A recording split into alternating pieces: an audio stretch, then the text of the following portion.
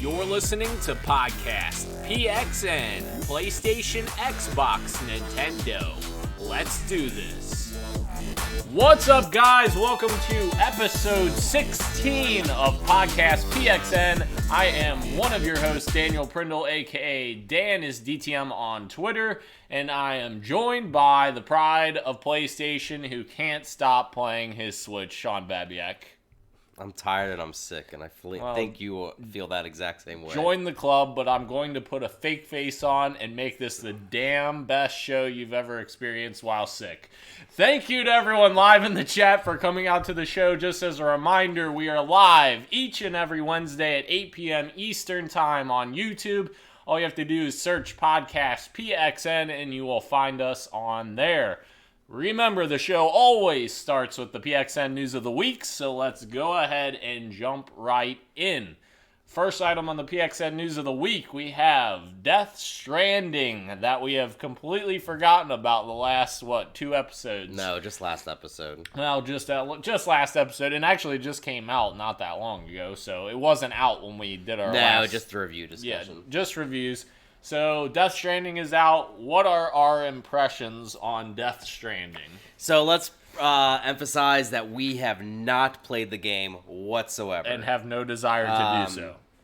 I have a curious desire, but that's it. It's just out of morbid curiosity to see what it's like. Same thing when everyone was talking about, Gone Home. I didn't know what they were all talking about. Yeah. And so I wanted to experience it. It wasn't a game that I found enjoyable, but I'm not a walking simulator person. But to say the reviews are mixed for Death Stranding would be being liked. I mean, it's basically you either love it or you hate it. There is no in-betweens. According to Hideo Kojima, everyone in the United States or America hates it, and everyone in Europe loves it, which isn't really true. Well, it's Hideo. I mean, first off, Kojima can say and do what he wants. He's earned that privilege in gaming culture. He has, time and time again, been able to produce massive hits and complex stories that, even when I was trying to explain to you Metal Gear Solid today, I still couldn't even do it justice for you. The main thing that I'm seeing from this game is it's not really what any of us expected. No one really expected this to be, quote-unquote, a walking simulator with some action movements. I mean, I think everyone was thinking of a spiritual successor to tactical espionage action, that type of stuff that Metal Gear Solid always sold itself on. So I do think it's interesting the direction that they went in for this. Yeah. In my eyes, for my type of game, it does not look like that direction is going to all steer me to want to do it. Yeah. But I guess only time will tell how well this performs. In the end, I don't think we should ever take review scores to be the end-all be-all of a game. Yeah. Infamously, and I'm sorry to bring this up because I know Daniel's about to go lash out right now. So I'll even touch him real quick. Dan Stapleton, you were very unhappy about his Prey review. Oh, Jesus, and yes. Granted, that came out, I think, right before the game launched, if I remember correctly. Yeah. And then it got re-reviewed and all that stuff, but that review was not the end-all, be-all for that game. Now, it did tarnish it, as you said, but it's not the end-all, be-all with it. You and I both have favorite games that maybe didn't review so high. Right. And it just is all depending on who it is that's playing it. I've heard a lot of positive things about Death Stranding, but everything that I've heard that's a criticism from people in the community that I respect and that I think they have similar interests as I do, it really makes me steer away from it. Yep, I agree completely.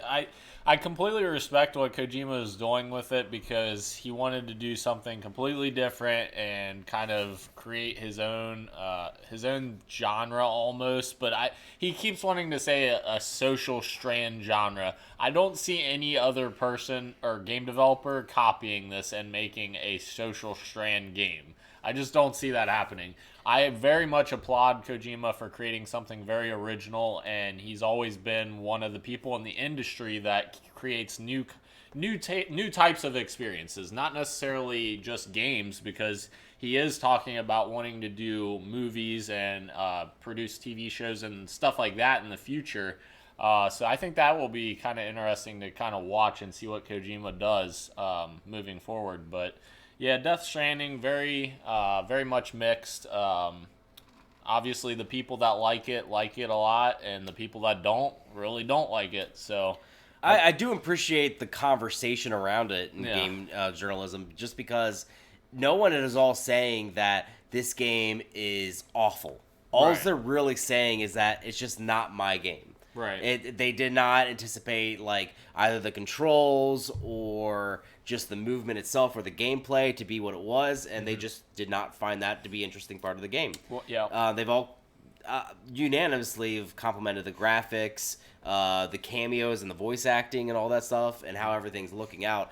It's just this whole rebuilding America type thing by building roads, and that seems to be the major social aspect, like how you get likes and stuff like that, which obviously I hate social media, so Yeah. that's already a turnoff right there for me. I don't really understand, like, I apparently a lot of the story has been spoiled for us via the trailers. Yeah. Which- That last one that was like 8 minutes long. Cool, I guess. I mean, again, I look forward to this being a PlayStation Plus game down the line. I think that's when I'll check it out. But personally, this does not seem like something that I am going to spend money for, and I know you're kind of the same way. We both love, actually, PlayStation exclusives, Yep. or just games in general, obviously. Yeah. But it's just, you have to kind of pick and choose over which ones you want to commit that time to. Agreed. And to be fair about Kojima's comments about the whole Americas thing, like that was all translated. So with how things are translated from different languages, that's not really, I guess, fair for us to judge those words, because that may not be the context of what he means, and that may not be the exact word. He's a kidster anyways. Yeah. So I don't really. I give him the benefit of the doubt because it's Hideo Kojima. He's not gonna. I'd just be curious, so this game wraps, what does the support look like now with it? Because we do know it's an ever-evolving social game. Yeah. And then what does his next project in the future look like? Because obviously the fans are basically split on this as far as like liking it or not. So what does that mean for his next thing? Does he dive back into what he knows? Yeah. While keeping the story incredibly fresh and vague, or does he kind of double down on this and this is the direction he wants to push things? For sure. So, next up on the PXN News of the Week, we've got some news on some video game movies and TV shows. So, kind of to start it off here, The Witcher TV series on Netflix has already been renewed for Season 2, and we got a new trailer for Season 1 last week, right? It was October 31st. Yeah. Was the day that it launched. We didn't talk about it, but the Season 2 renewing already that's pretty big for a video game Yeah. pseudo series. And I know a lot of people are excited about this just because it's going back to the books, original source material, instead of like basing it off the games. Obviously, it has a lot of influences from the games as well. But as far as like the storytelling goes, they seem to be harping back to the books a lot more than the games. Yeah, I think I do think it's funny that they made an emphasis to say the books instead of the games, when I feel like these days The Witcher is more known via the games than the actual books. Yeah. Specifically, like the imagining of Geralt is really from the video games themselves. Which can I just say, I absolutely hate the voice actor for Geralt. It seems really bland. I've never been a fan of Geralt, his voice actor. I mean, he's written as a bland character from the sounds of things, and then obviously when you play the game, he is too. Yeah. The one thing I will say about what makes me excited for this series is not just because like Netflix likes to greenlight everything and then go, but I really actually appreciate the fact that the casting is Henry Cavill, and while he might not be your favorite actor, I totally get that. I mean, I don't necessarily blame him for Superman's miscomings, but the fact that he actually campaigned for this to be part of it, because he has been on record saying that he's played The Witcher 3 10 times and beaten it. Which is awesome. That he like loves this game, character, story, all this stuff. So I really feel like he's going to come at this series with not just like a lot of hard work, but just like love into that character. Yeah, whether or not you like the casting is one thing, but like you can't blame them for bringing in somebody who absolutely loves the series. I personally love that kind of thing because that's someone who's is devoted to that franchise. Yeah. So yeah, I don't like whenever you hear about a character like somebody gets cast in an iconic role and then there's like, yeah, I researched it afterwards and I was like, I really like this. It's like, yeah. Well, I mean, I get that. That's cool that you like it now, but I liked it. We liked it beforehand, and Henry Cavill's that type of person that like he loved the games before any of this was happening. Yeah. So that's really cool to see. Agreed. Another video game movie news item is the Sonic movie redesign. So the redesign was actually headed up by the artist who created Sonic Mania's art style. So I don't know if you knew that or not, but that's super interesting because Sonic Mania has a very different art style than what the movie even shows. And I don't know about you, but after watching the new trailer with the new visual style and the jokes that were in that trailer, I'm really actually excited to see this movie now, whereas before I was like, oh, this is awful. I don't want to see this at all. Like, it has completely turned me 180 wanting to actually see this. I don't know what your thoughts are. I completely agree. I mean, it looked god-awful before. Oh, yeah. Like, cringeworthy as far as, like, Sonic. And I wasn't, like, on board with this movie to begin with anyways because I don't have an attachment to Sonic. But after seeing this redesign come down, I think it was yesterday, I am, like, actually more on board that I want to see this because it looked decently faithful, not only visually, but comedically as far as how Robotnik, while being this genius, constantly is foiled by this hedgehog. And, like, that's kind of how they presented it in this trailer where it's like... He can sound smart, but he's just an idiot. I think Jim Carrey obviously plays that role very well. Perfect casting for that. And they actually did something that I thought was better in this trailer, which was leave out James Marsden. As great of an actor as he is, like Westworld and stuff, like, the movie's supposed to be about Sonic. And that's what I felt we got with the entire trailer. Mm-hmm. So I just think it's awesome that they did this under a year after such a huge fan backlash. Yeah. And they already had this trailer out. Now, I know the movie's obviously gotten delayed out of this... February. It was supposed to be this holiday season, I thought. Yep. But I still think it might have a chance to be one of the better video game movies just based on this redesign alone. Yeah, because I think fans are going to buy in now that they saw that they put the effort in. I agree completely. And shout out to the artists that went out there and completely redesigned Sonic and put in the hours because you know that they spent countless hours redesigning the whole movie. So the last piece of movie news is Uncharted's adaptation for the big screen has cast Mark Wahlberg, which you may be saying, wait a minute, didn't they already do that? They did back in like 2016 when the Uncharted movie was kind of in one of its second or third iteration. They cast Mark Wahlberg as Nathan Drake, but then he ended up bowing out after so long because there was so much turmoil. Directors were going in and out. Seth Rogen at one time was supposed to write with Evan Goldberg. Yeah, exactly.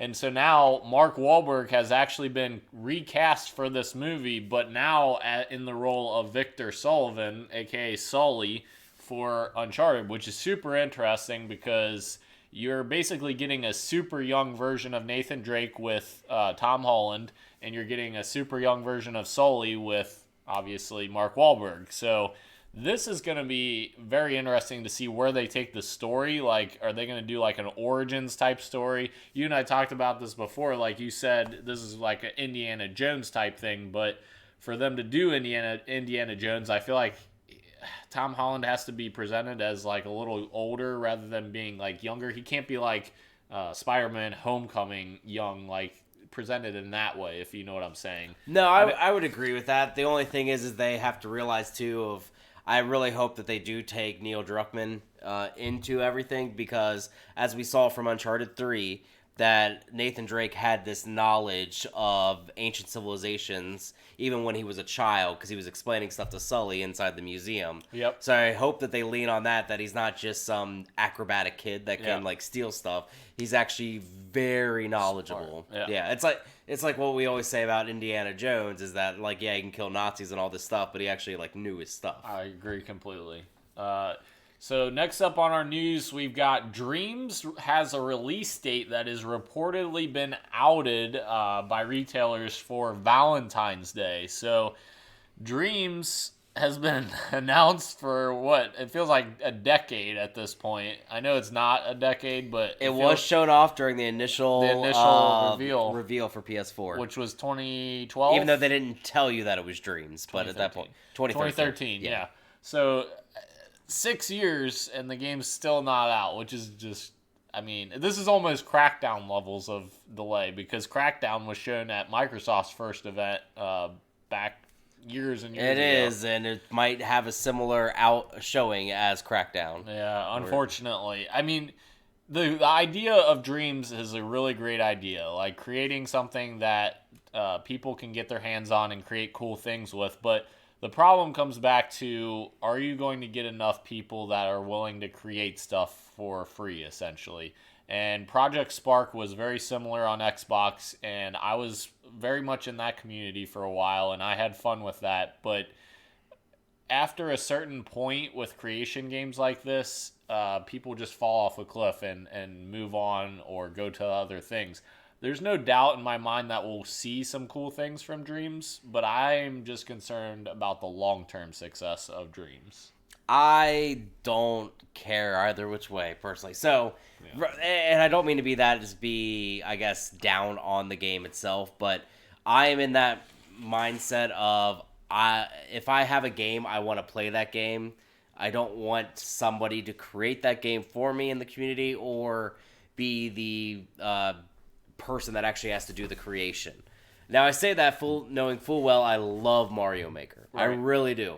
But I think because Mario Maker, while it can be complex, it is simple. Because literally your whole thing with Mario is just to get him to the goal. Yeah. That is it. I mean, and the bottom line is for you to do that. Whereas Dreams, it's whatever you want to create, that type of thing. And that is all well and cool. And I'm sure part of the reason why this has been so delayed and stuff like that is because they've gotten a lot of that criticism. And so they had to develop some sort of game already there at launch instead of just like, hey, create everything. In a few months, you'll have something to play. Yep. I just think it's almost a too little, too late situation. My opinion, honestly, if I'm being real, I think this is kind of spelling trouble once this releases for Media Molecule. I feel like Sony had to get this game out at some point. And if this Valentine's rumor is true, we know it comes out then. Yep. But they obviously wanted to get this out. It's been such a long investment. It was the first thing shown, that type of thing. But Tearaway did not sell that great. Even though, Vita. Yeah, and then it came to PS4. And it was great on the Vita. Don't get me wrong. It utilized the Vita in better ways than most any other game. But it was not a commercial success. No. I don't see this being a commercial success either. No. And Little Big Planet had a great run. Karting, not so much, because the karting game was awful. Yeah. But I don't know if Sony looks at this and says, okay, like, hey, this whole you create something genre, we have to get away from it. And if Media Molecule doesn't really want to, what does that mean? So I don't know. I think really going into the next generation, I think Media Molecule really needs to prove themselves or this game needs to do well, but I don't see them doing either. Yeah, I agree completely. And that sucks because I loved the first three Little Big Planets. Yep. I really did. Yeah. Honestly, I really only played Little Big Planet 2. The first one I didn't really play that much. 3 was actually made by Sumo Digital, though, right? It wasn't actually made by Media Molecule.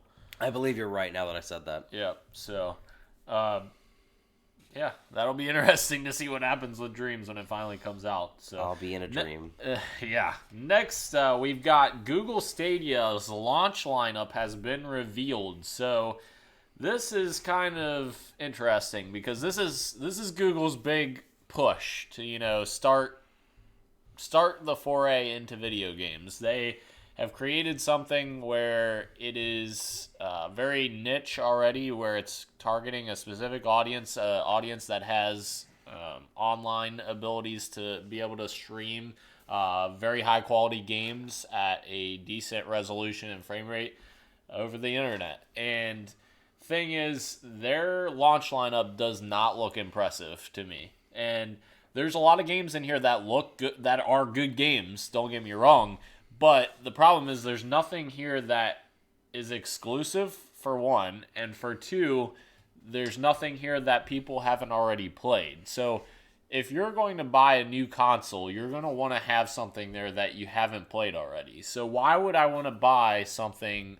in order to play Assassin's Creed Odyssey again? You know, so we'll just read out these games: Assassin's Creed Odyssey, Destiny 2, Guilt, Just Dance 2020, Kine, Mortal Kombat 11, Red Dead Redemption 2, Samurai Showdown, Thumper, Tomb Raider Definitive Edition, Rise of the Tomb Raider, and Shadow of the Tomb Raider. So 30% of this this launch lineup is Tomb Raider, and if you haven't already beaten the Tomb Raider series at this point, then I'm not sure what you've been doing the past 10 years. I didn't beat Shadow.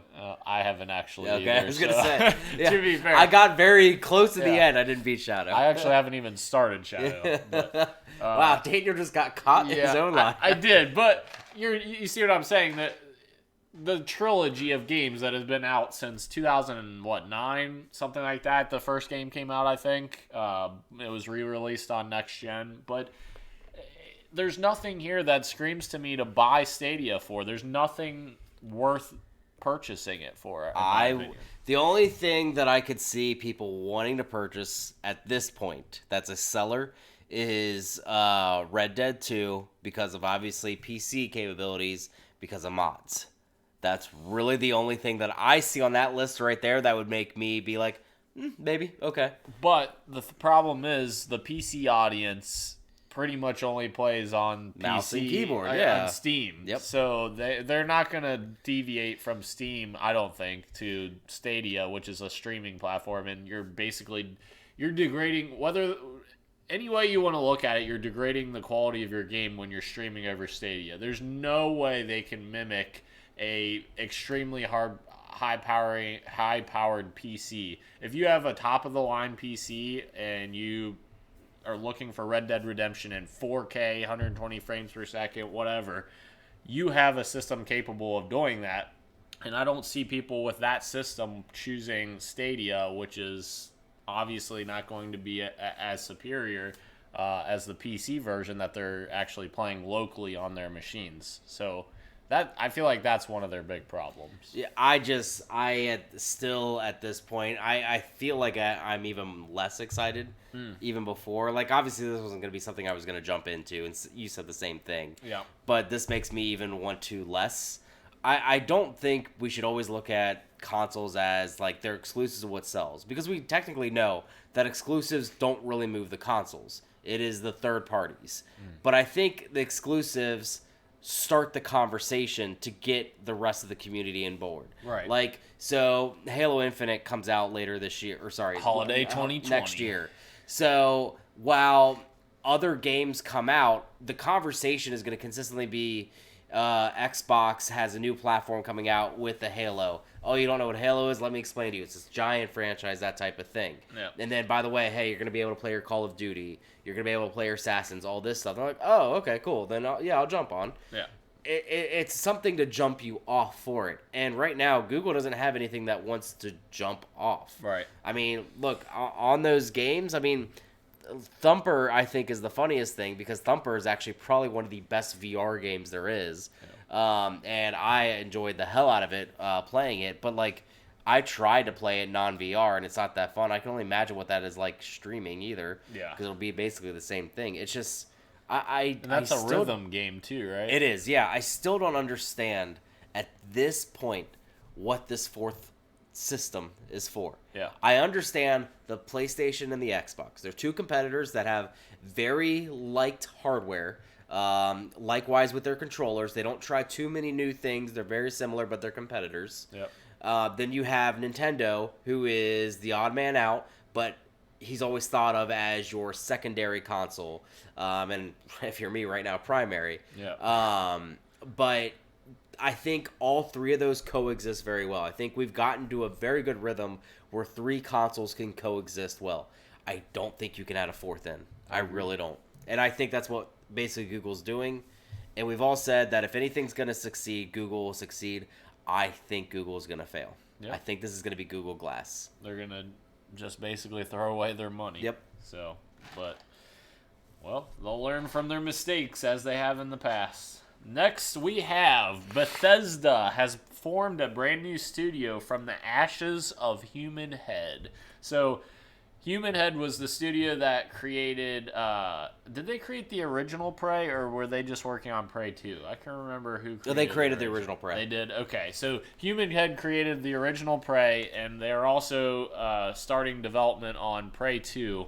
And about halfway through the development of that game, I think Bethesda realized that it was kind of a disaster in the game's development, and it wasn't looking good at all. So Bethesda ended up shutting down Human Head, and they're in deep trouble. So they shut down and they dissolved. Well, now Human Head developers have come back as a brand new studio, which is called Roundhouse Studios, and Bethesda has actually been the one that actually created this studio. So they're back under Bethesda's banner and under a new name, Roundhouse Studios. So this is going to be super interesting to watch. Obviously, I don't think they're going back to the Prey franchise, because with Arcane making that reboot of Prey, that's a very different type of game, and I would expect Arcane to continue to work on that going forward. So it'll be very interesting to see what they would work on next. I'm not sure what else they Are they the ones on. that are rumored to do the System Shock reboot? System Shock actually has a sequel coming. That's what I thought. System Shock 3 was kickstarted. That's right. Okay, so never mind, not them. Yeah. I don't know. I mean, more than likely, new IP at this point. Maybe something similar to Prey. Obviously, nothing in the Prey universe, because I think Arcane. It is Arcane, correct? Yeah. Yeah. I could see them being the team that continues that and holds that mantle from now on. Yeah. But Arcane Austin and Arcane in France or wherever they're at overseas, because Arcane Austin, I believe, is the Prey team, and then the one overseas is the Dishonored team. Which I don't even know if Dishonored's coming back. I know 2 did not perform well. Right. It did, critically it did. And at commercial. At launch, the freaking input lag is what killed me. The input lag was awful at launch, and they didn't fix it for a long time. Supposedly they fixed it now, but I never went back because I was just so I never off. played the second one. I played the first one a lot. Yeah, I did too. I liked the first one a lot. So that'll be interesting to see what they kind of come up with next after being reincarnated. Kind of jumping off of new studio front, we have another new 2K studio in Nevada. I guess that's how you say that, Novato, California. Navajo? Okay. Like Navajo, except Navajo. Navato! You keep having a D. Whatever. Navajo, California. Which is sparking some BioShock rumors. So I guess 2K said a few weeks ago that they were going to be creating some big AAA sequels to some of their beloved IP, and people are kind of putting the two together, saying that they're going to do something BioShock related. The interesting thing is I don't know that that's necessarily what this means. People are basically putting assumptions on this, which is saying it's going to be a BioShock game. Kotaku was the one who reported saying that the 2K Novato location is home to a specific studio that they said is working on a new BioShock game, but they also said in that same press release that they are making brand new IP as well. So very well could just be a brand new studio making brand new IP rather than just a sequel to BioShock. Personally, I kind of hope that we don't see anything from BioShock until the right people come around. I don't know if these are the right people or not. Ken Levine did a masterful job at creating that world and that story of BioShock that I would be disappointed if they took BioShock into a bad direction. I definitely want to see more BioShock in the future and see more stories from that awesome universe, but I really feel like they have to have the proper talent in place to do that and proper writers in order to make a story that I would be invested in. I just hate the revisionist history on BioShock Infinite, how everyone now wants to kind of take a dump on it. Which I don't understand because I love Bioshock. I really did too. And I thought the commentary on society was actually pretty good. I understand that a lot of people were disappointed Songbird wasn't used as much as it could have been, and how it did shove the Comstock stuff in your face. I get that. I did not find that, though, to be tedious or anything like that. A lot of people actually praise the first half or even the first third and then say the last 2/3 aren't worth it or, are a little boring or a slog. Which I disagree. I do, too. I actually found, especially when they introduced the handyman enemy. Yeah. Like, I thought the game became so much more compelling because then your powers, I can't remember what they're called, Vigors? Yep. Vigors? Yep. I thought those became such more in tune with, like, trying to figure out strategy. Yeah. Because, like, if you did not have the right ones, the handyman screwed you up bad. Like, they quickly. And I played it on hard at that point, too. So, I don't understand why people are so... Well, Bioshock 1 and 2 were amazing, but Infinite not so much. I was like, I thought they was all a good series. Yeah, I thought the whole thing was a good series. Yeah. Personally, my lowest is Bioshock 2 because it wasn't obviously Mine's irrational DLC. games. Yeah. So, and Infinite's ending I thought was amazing. I love that ending. Like, that was one of the coolest parts. Like, because you finish Bioshock 1 and you're just so surprised by that twist ending. And then you play Bioshock Infinite, and you're like, oh, they're not going to get me again. They got me again, because I was like, wow, this is incredible again. Like, that, I don't feel like any other game franchise has ever done that to me, where I was fooled again into thinking something, and then... So shame on you for that thinking one. something else. Yeah, but, I mean, it was just unbelievable how they crafted that story, in my opinion. So. Yeah, I mean, I'll be excited whatever really they do, especially if it's something in that universe, but maybe something a little different. Yeah. I don't think we should be done with the Bioshock universe. I thought they did a very great thing the last generation of consoles. It's a shame that we only got remasters this generation. Don't get me wrong, they got me. They suckered me in. I bought that whole thing again, but I'd still be kind of curious to see what happens. Yeah. Did you want to do the news that literally just broke? What happened? So this isn't obviously on either one of our radars, but they just released about 20 minutes ago Pokemon Sword and Shield reviews. Oh, interesting. Right now it's floating on a Metacritic at 81. A lot though of GameSpot rated a 90, IGN 9.3. Nice. That's good though. Yeah, I mean a quote here from Casey DeFreitas: Pokemon Sword and Shield are the best games in the series. Wow. Streamlining the most tedious traditions without losing any of the charm. So, I mean, that's bold saying that. I think it is going to be a huge seller here coming up. And I'm glad that it's doing well. I still don't think this is a franchise I'm interested in. Well, as someone who's kind of fallen off the Pokemon train in the last 10 years or so, I would be interested to try to check this out if it's very good reviews, because that was some of my best gaming memories was playing on my Game Boy Pokemon Red, Blue, and Yellow. Like those rare candy cheat was the best. Those were awesome. Like if this game could hit on the nostalgia of that while keeping it fresh and new, I may check it out. The only thing, I just don't know whenever they talk about, like, shiny Pokemon and all this stuff. True. And how many different types there are now. I'm like, I just remember there was, like, 7. Yeah, there's 100 Pokemon. Now there's, like, 4 million. Yeah. Yeah. So, all right. So, we'll move on to the games we are playing. So, the first game that I have kind of finished up now is Outer Worlds. So, Outer Worlds I finally finished, and it ended up taking me 39 hours, which I'm super happy with. That was a really good amount of time. I definitely was sad leaving the game because it was such a good game. I loved the quests. I loved everything about it.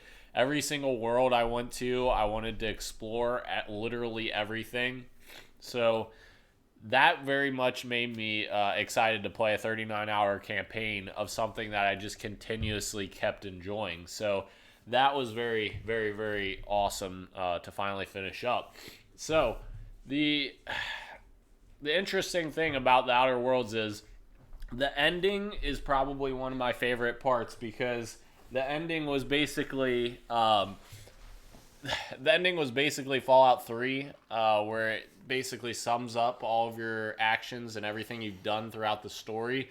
So, like, it's the voiceover saying, you've done this, and that to me is... Oh, that's kind of cool. It's a little wrap-up. Yeah. I didn't know Fallout did that. Yeah, and it's really one of my favorite parts because you're basically rewatching all of your decisions that you made throughout the story, and it just sums it all up in one go. And I really liked that because it feels personal. It makes your story feel like it's the only story that Outer Worlds is, but obviously everyone has a different outcome depending on what decisions you make. So, like, that was really awesome to see as well. Hopefully that's not a spoiler. I don't think that's a spoiler, but... Not if they use just a mechanic of a game. Right. That's it. So, yeah, that was super awesome. Luigi's Mansion 3 I jumped into. So, Luigi's Mansion 3 I really, really like. And Told you, man. It's fun. Honestly, I haven't liked this much of a Switch game in a long time. Like, probably since Breath of the Wild. And I've obviously bought Smash, and I like Smash. I'm just not very good at it. And I liked Mario Kart, but obviously it was very similar to the other Mario Karts. This is just, to me, feels very different, and that's why I like it. So everything I've liked about it has been the varying enemies. Like, every boss battle feels unique. Nothing feels repetitive, so to speak. There is some frustrating parts that I had, as I was telling you about before, just finding certain items in the world. But the game's super forgiving because if you get stuck at a point, you'll have your little helper. I forget his name. The dog. Oh, God. I can't remember the dog's name. Or are you talking about the EGAD. guy? EGAD. Yeah. You have him there to help you. Like, if you spend too much time in an area and you don't figure out a puzzle, he'll say, hey, don't forget So did you notice what he communicates with you on? Yeah, the VR headset. The Virtual Boy. Yeah. I thought that was such an awesome Easter egg to have. Yeah. That's how you communicate with him. Like, he's supposed to be this scientist, and actually mentions it in the voiceover or a cutscene how this is like amazing technology. This is gonna be the future and all that stuff. Yeah. And it's like it's a known failure throughout the gaming. Yeah. I thought that was a really cool thing that they did. Yep, I agree completely. And one very small complaint I would have is it does feel a little easy, in my opinion. I bought all three of the bones or whatever that revive you right away, like as soon as I could, and I haven't used a single one. Yeah. So you will get to a point where you do have to. Unfortunately, you haven't gotten to the most frustrating boss in the game. So when you get to basement level 2, let me know, because it's bad. Oh jeez. But the puzzle itself is fun. Just the boss is horrible. That's the only complaint I had about the game. That's also the game, one of the games I played, because I beat it this week. I really liked the end game of it all, getting everything. I don't have still any impressions on multiplayer. We have yet to do that. Yeah. I might at some point. I can't say for certain if I will, just because I did 100% the game, so I did get all the gems and the booze.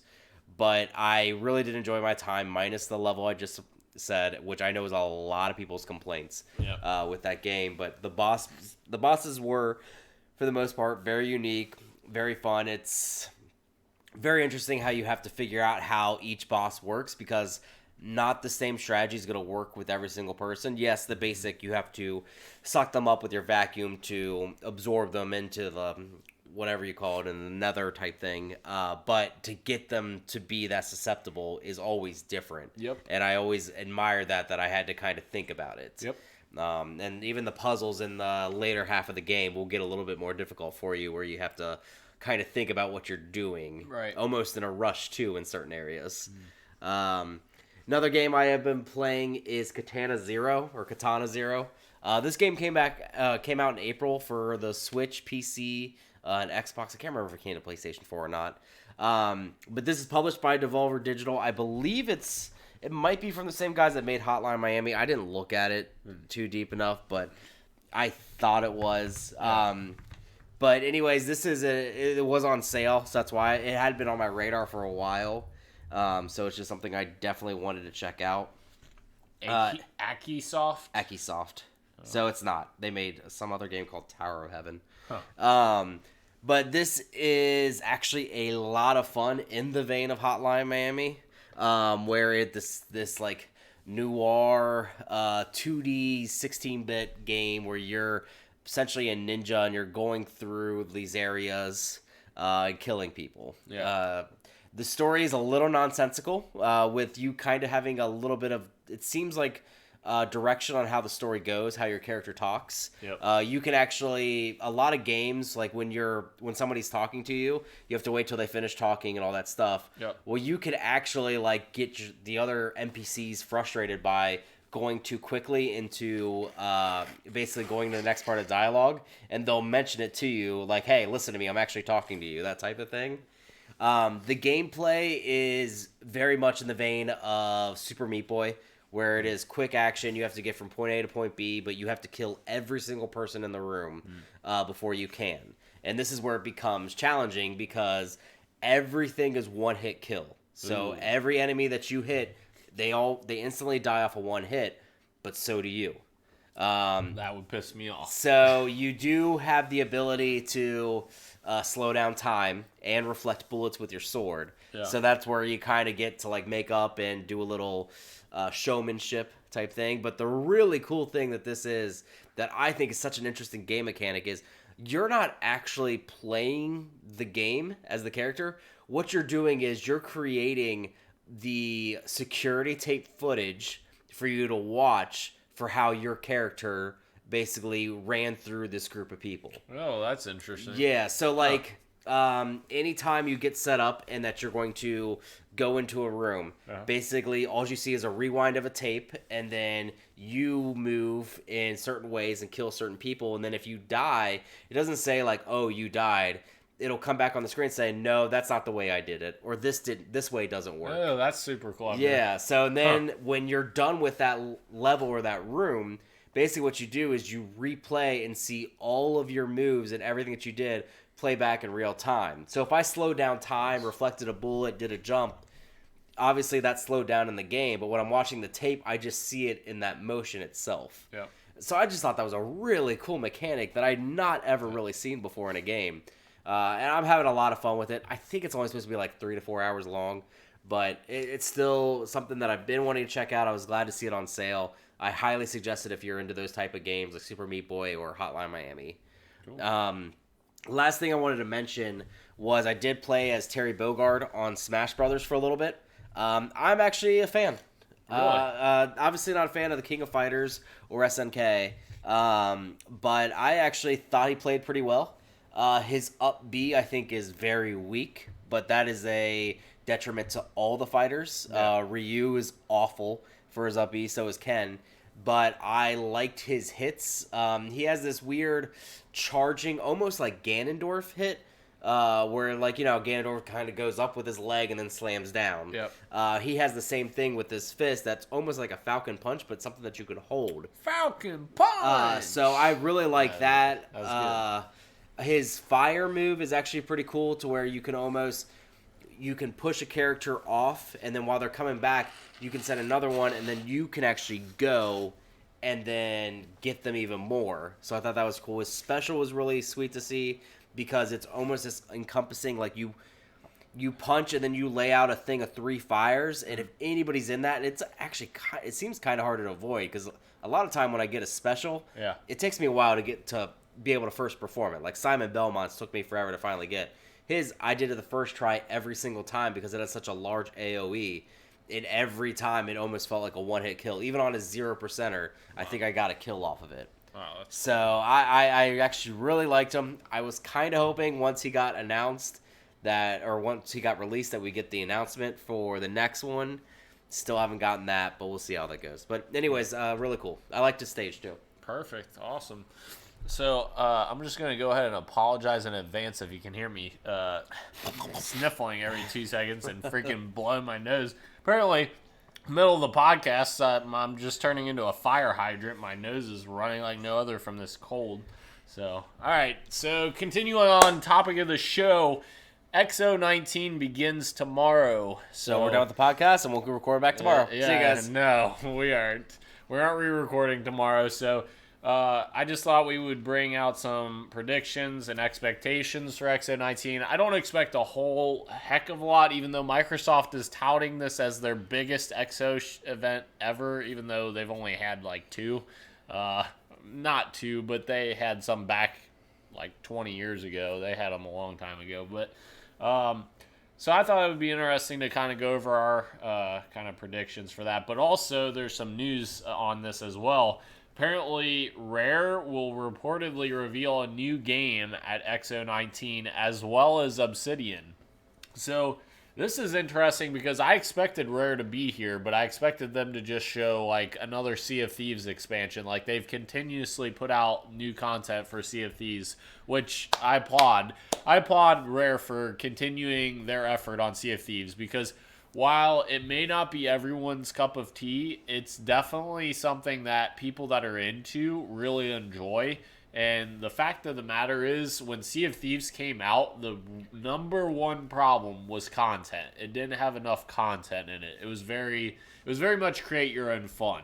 And now I feel like they've gotten to the point where they've added so much content for free to Sea of Thieves that it's became this game that's actually a very good game.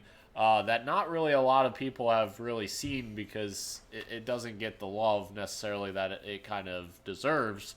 If it was third person, I'd give it more love, personally. Yeah. The first person choice was what threw me off for it. Fair, which is fair. They could always do like a Bethesda approach and give you the option, yeah, which would be nice. But yeah, it definitely doesn't get the credit it deserves. So I was expecting more Sea of Thieves content tomorrow from them, but apparently, according to this report, they're actually going to be announcing a new game.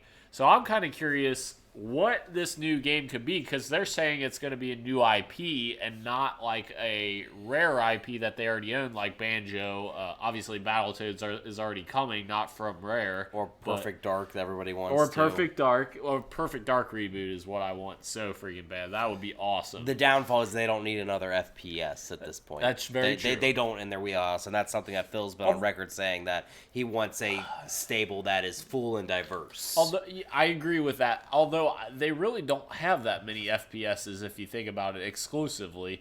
They have Halo, and that's it, FPS-wise. Correct, but I think Halo takes up so much of the conversation that you don't want to take away from it.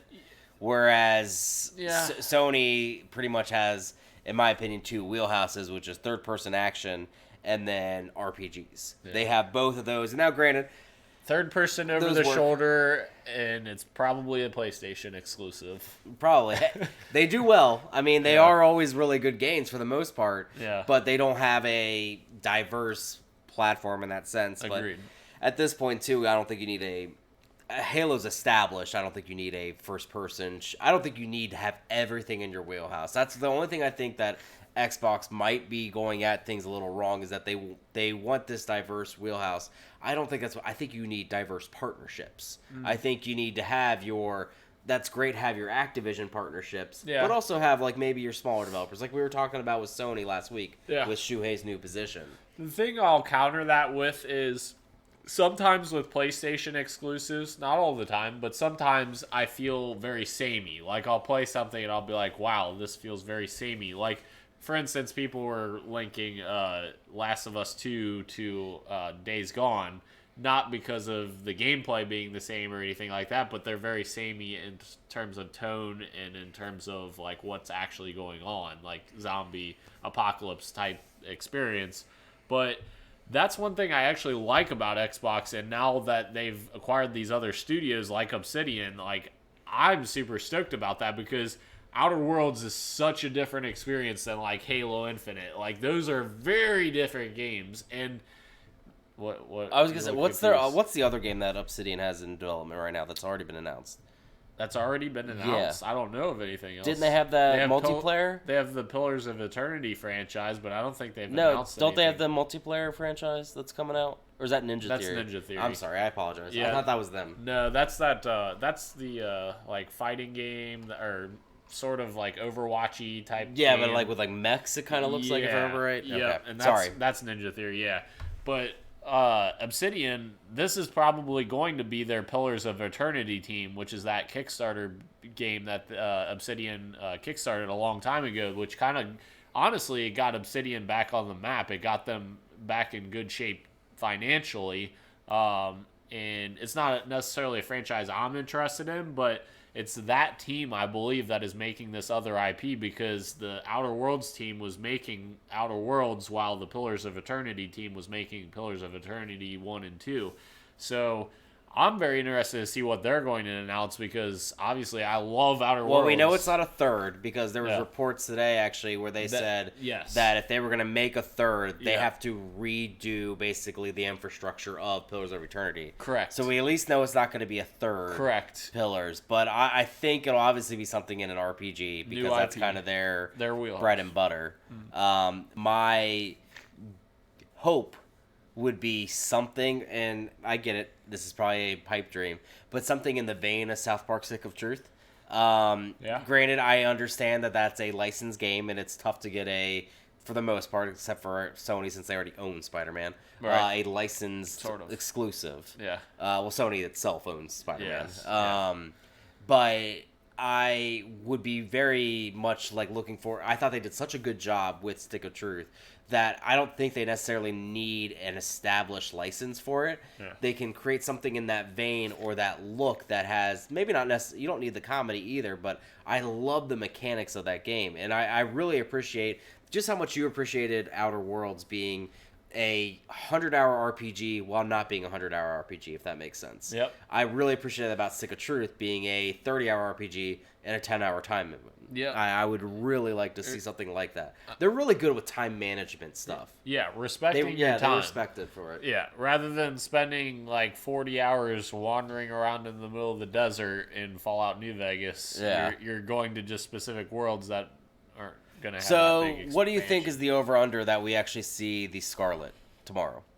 0. That's what I was in the same mindset. Yeah, I don't think we'll see anything Scarlet related whatsoever. I don't think we'll see that until E3 2020, or maybe a little before that at their own reveal event. I'm not sure they're going to do their own reveal event. They did that for Xbox One.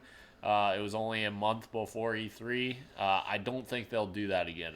The only thing I could see them maybe going to a reveal event is that it's no longer Don Matrix that's doing it. It's Phil Spencer. Don Matrix. Sorry, Don Matrix. And don't you dare talk crap about Don Matrix. I'm kidding. Phil Spencer is now such a beloved person in the community of not just Xbox, but in gaming as a whole, that I think he would really respect and garner our respect too with whatever he's gonna say. I agree, but I'm glad I actually agree too. I don't think Scarlet it is all the forefront. I think it is letting us still know what the future Xbox comes into. Yeah. I think we're going to get some sort of detailed analysis on Game Pass, and I know that sounds nerdy for me to know or to even want. I just really want to know what that looks like. I want in my mind for this service to be justified, because I think this is a service that needs to expand out to not just the other platforms, but we all know we're in a streaming future when it comes to most media.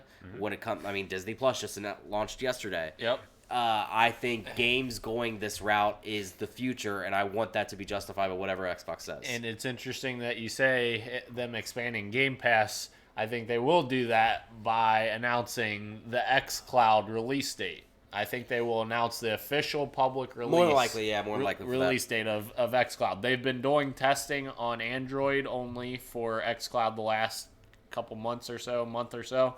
And I think they will definitely put a solid date on that for early 2020. So I think that will definitely expand on that. We're kind of running short on time, but you have one more thing on here if you wanted to. I really hope that we hear about a Cuphead DLC release date. Obviously, we actually got that last XO event, if I remember correctly. The one that was held in, what was that, Mexico City? Mexico. So they talked about that last year, and they showed it off.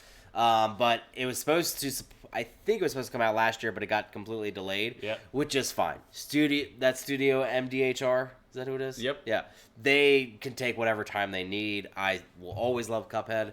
But my prediction that even though this is on an Xbox stage, that they are going to announce that it comes day and date on the Switch as well. And the reason why I say that is because if you remember on Nintendo's E3, or sorry, not E3, on their what do you call that? Their showcase that they do every month. Nintendo Direct. Direct, yeah. During their Direct, I believe it was 2 Directs ago, they actually said, Banjo-Kazooie, if you like playing the character, Xbox has those games. Yeah. I think that was their way to throw them a bone, and I think Xbox is going to reciprocate that favor. Yeah. Because I think those two companies are looking at themselves in some sort of harmony where they can definitely coexist. Agreed. I think everyone can coexist with Switch because Switch isn't a threat in that sense. Yeah. But Sony hasn't thus far done. And that's just because they're both Japanese companies. Right. But I really hope that that's something that gets announced, that because I loved actually Cuphead more on my Switch than on my Xbox. And he's wrong, by the way.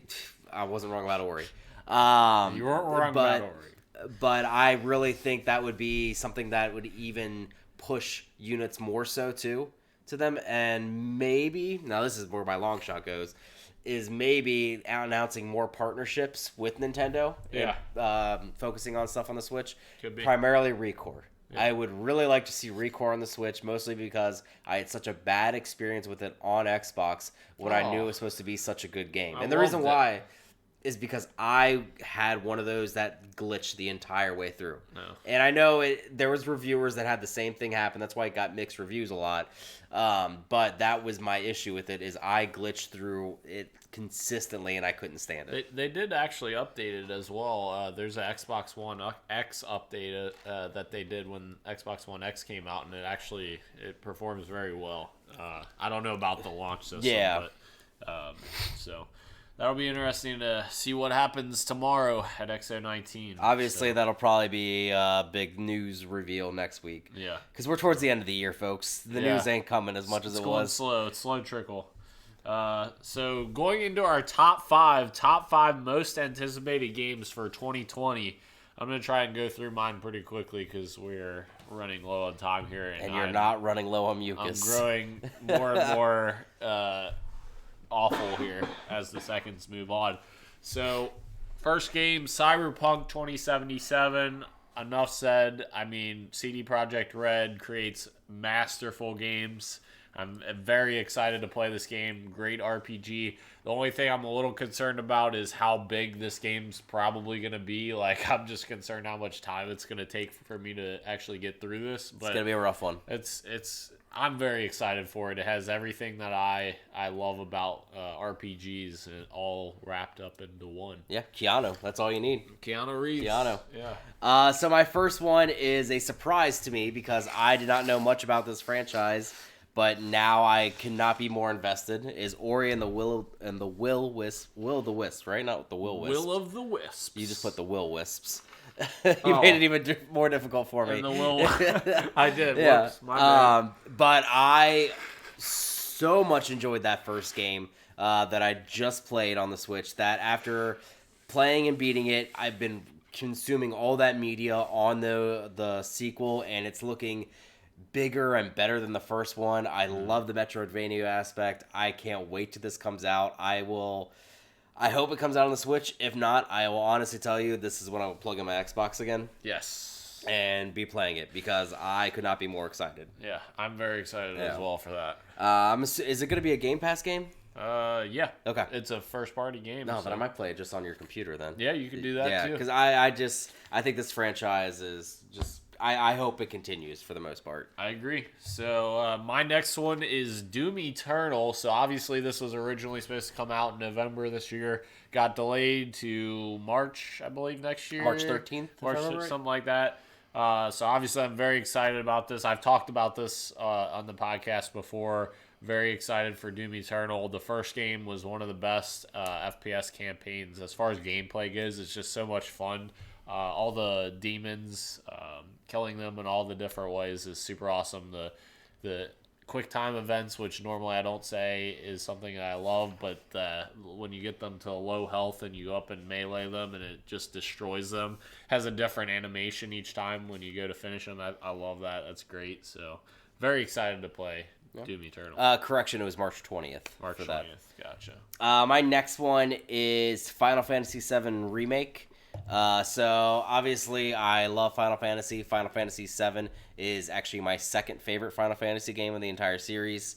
I am super excited to see what this remake is, if only because I am curious what they think the reimagining is. Yeah. I liked 15. I didn't love 15, but I liked 15, and this is going in that route of action RPG in a sense. Yeah. But obviously the story might even be better than the game itself as far as how this is being developed. What's going to happen with, is it only Midgar that like we all think it's going to be, or is it going to be more than Midgar? How is this going to continue with the next generation of consoles coming out? I'm very curious to see how it goes, but I mean, Cloud is one of my favorite characters in video games because of how stoic he was, and obviously Sephiroth, hands down, is probably one of the best villains in video games. Yeah. Specifically, not actually in this game, but in Kingdom Hearts when you had to play him in the Hercules arena. But I am super excited to see what happens with this game. I can't wait to play it. I really hope they get a demo for us. Cool. So, as you can tell, I'm very excited about Final Fantasy VII as not. Yeah. All right, so this is the part where Daniel and I cheat. We literally just combine these next two. Yeah. The next two we both have on our list. I don't know how you don't cheat on this because they're just such highly anticipated games that I feel like everyone's excited for. And the last one on my list that everyone should be excited for too, Sean, so why isn't it on your list? Anyways, Last of Us Part 2 is the next game on my list, and obviously Last of Us Part 1 was such an unbelievable experience, you could say. The emotion that game caused, the first hour of that game is just incredibly emotional. So that was really well done. I'm very excited to see what Naughty Dog does next. Obviously, I'm a huge Uncharted fan, not Last of Us fan. Anything Naughty Dog, I'm all in for. So very excited to play as Ellie in Last of Us. That's what I can't wait. I can't wait to play as Ellie, especially Ellie. A little bit. It looks like past her teenage years, maybe her early 20s at this point. Ashley Johnson does a great job owning that character. Yeah. I'm curious to see what really became of the controversial ending. We won't really talk about it since I know a lot of people played it with the PlayStation Plus game for the first time. Yep. But it's still an ending that you get closure, and it's not the closure you want. Right. So I'm curious how the story continues. I love what they did with that DLC of Left Behind. And I like how they explored Ellie more. So I'm curious if we're going to see anything. It looks like she is in a relationship with another girl. I can't remember. They don't really tell her name, but I'm curious how that plays into it because, as we know, in apocalyptic worlds, relationships don't exactly work out for anyone in that. No. I've also be curious, like, since now we're playing as her, and this isn't a spoiler, but Ellie, we find out in the first, hour, she's been bitten. She can't be bitten again. So are we really that afraid of clickers besides them just ripping us apart? Yeah, because they can't bite us and do anything. They can't affect you. Yeah, so I'd just be really curious to see how this is going. I have so much faith in this game. I can't wait till it comes out. Cool. I'll let you do the next one since I love that one. So I'll preface this by saying this has not been confirmed for 2020. But we both pretty much think at this point that it has to be to compete. Yeah. So this is Breath of the Wild 2. Yeah. I know we got a short teaser trailer at E3 for this, and this is when it got fully announced. But I could not be more excited for us to jump back into this world. Yeah. You and I both have been on record saying we've spent countless hours when the Switch launched in this. I mean, this is the first time I could say that I literally got a console 4 game. Because of how, and I know you might not be thinking that way, but Breath of the Wild was that for me, even though I could have gotten on my Wii U. Yeah. But it was just such a turning point for Zelda. I love when they do these sequels. I really do. Majora's Mask, I thought was amazing. Pseudo sequel, I guess. Well, no, that was a sequel. Was it? Yeah, it's a sequel to Ocarina. Gotcha. And then obviously A Link Between Worlds. Yeah. Sequel to A Link to the Past. So I love these Zelda sequels, and especially this world's already built for us. Yes. What else can we do in this world? I mean, we know we didn't get dungeons. Yep. We got shrines. We got the shrines and we got the 4 beasts, but we didn't get dungeons traditionally. We never got the hook shot. So, like, I'm just curious to see what else happens. Is it going to be open world? I'm assuming that's where it'll stay. But, like, what else? Zelda's been more brought into the forefront. Will we maybe play as her? Yeah. I can't wait to see what happens with this franchise. I agree with everything you just said. And playing as Zelda, I think that's definitely going to happen just based on, like, how that trailer kind of... That's what it kind of felt like to me, too. Yeah, even if it's, like, co-op maybe, it kind of gave me that possibility as well. I didn't even think about that. That would be pretty awesome to be in the world with somebody else. Yeah. So even if it's not online, if you're just playing together in the same room or whatever, that would be interesting. But finally take down a gold Lionel. Yeah, and I'd love to see... Honestly, I'd love to see more shrines. Like, I love doing many of the shrines. Some of the shrines were not great. Minus the gyroscopic ones. Yes. I'm good with not those. Yeah. God, that was awful. I just love how different the shrines are, and I want to see more of that and see more unique additions that they can do to those as well. So my last one is one that Sean mistakenly left off on his list for some reason because it's literally the most anticipated game of 2020, and that game is Halo Infinite, of course. Sean, that should be on your list. Of course, I'm very excited about Halo Infinite, and that's why I'm wearing a Spartan t-shirt. This wasn't planned whatsoever, by the way. Literally, your entire closet is just full of Halo shirts, so don't say that it wasn't. Yeah, that's true. Yeah. And also, my entire house is covered in Halo stuff, but that's neither here nor there. I'm very excited for Halo Infinite. It's a spiritual reboot of the series, so to speak. It's almost like your God of War from PS4. It's very similar to that in that regard. It's very much looking like a spiritual reboot of the series, but it's still continuing the story from Halo 5. And I just want to see 343 reclaim themselves after Halo 5's story kind of fell completely flat and was awful, to be quite frank. 343 has proven that they can build great games. They built Halo 4, which has a fantastic campaign. I love that campaign. Halo 5's multiplayer, despite what you may think or what you may not think, it's very divisive in the Halo community because people that like the legacy Halo multiplayer without sprint and without armor abilities, and people that like the newer style stuff. So they definitely have a difficult task in 2020 to kind of get all the Halo fans on one front, and I think they will actually deliver it. And here's the interesting thing that I always say. Man, I thought we were gonna keep this short and sweet. I'm going on. He's getting hard as shit. There's one more thing that I always say. Halo Infinite is 343's Halo 3. So it'll be awful. And Halo 3 is the greatest game of all time. So I'm very excited. So my last one is Neo 2. Obviously, this was announced last February during a PlayStation event. We got to see more during E3, and actually recently there was a trailer, and the beta, I believe, was actually last weekend. I did not get a chance to play it, but I love the first one so much. I went on record saying that I'm excited for the second one just as much, especially knowing how that is. I'm really hoping for less mission structure this time around and seeing more of an open world, almost like From Software instead. But either way, I know it's going to be a lot of fun to play it. While it does have that From Software feel as far as a Soulsborne game, it is a lot more action heavy and stylish action, such as like Devil May Cry, stuff like that. But I can't wait. I believe, if I remember right, that comes out the same day as Final Fantasy VII, so that day might suck for me. Actually, I think I'm right, because I think that and Animal Crossing all come out on the same day. Oh, Jesus. It's like freaking February. At least Animal Crossing is a billion years. Like, you can play that forever. You don't have to play it at a certain time. Right. True. Very true. So, thank you guys for sticking through this podcast. It's been a rough one for me trying to make it through. It looks like there's something else that happened with all these. And I don't know if it's just me getting warm, but I feel like I'm starting to get a fever. But anyways, that's just how that happens. Yeah. So I'm just getting over it. I've slowly gone downhill as this podcast has gone on. So Appreciate you guys sticking with us. Remember, you guys can follow us at Podcast PXN on Twitter.